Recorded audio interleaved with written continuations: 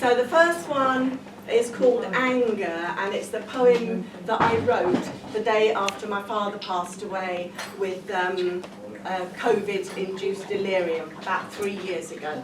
But it's on my mind, so here it is. It's called Anger.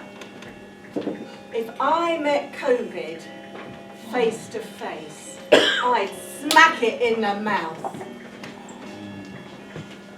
Now, sorry, that's right, I started wrong, let me try again. If I met COVID in the street, I'd smack it in the mouth, break every one of its teeth. I'd shake it by the shoulders and shove it to the ground, making sure its head hit the paving stones with a splintering, shattering sound. Because COVID showed no mercy. It took the fragile threads of my father's slanted Alzheimer's mind and stirred them about in his head, till everything was upside down and nothing would connect. So he couldn't take his shoes off or get out of his bed. And when he tried, it wrestled him, threw him to the floor, bruised him hard and broke his bones, so he couldn't get about anymore. And then it stole his swallow, so he couldn't eat or drink. It sucked away his strength until he began to sink. I'd wear my heavy walking boots and I'd boot it in the balls again and again and again and again until it lost all ability to spawn. Then I'd trample over and over on its cruel and ugly face until any leering grin of victory was as far away as outer space. Does that sound cruel? It's nothing to the cruelty COVID deals. Separating dying relatives with no regard to how they feel.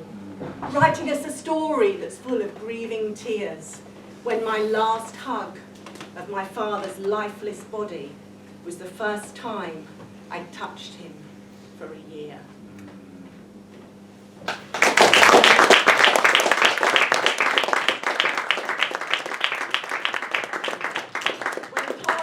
Broke a year later, I thought I should have saved some of that anger for the people who put those separation rules on us and then had a party while we were going through it. But anyway, the next one's a bit more positive. This one's about hope. Good one for the beginning of a new year. It's called Formation. Before it became a jewel in a crown, this diamond was superheated and subjected to tremendous force, under pressure, under 100 miles of rock.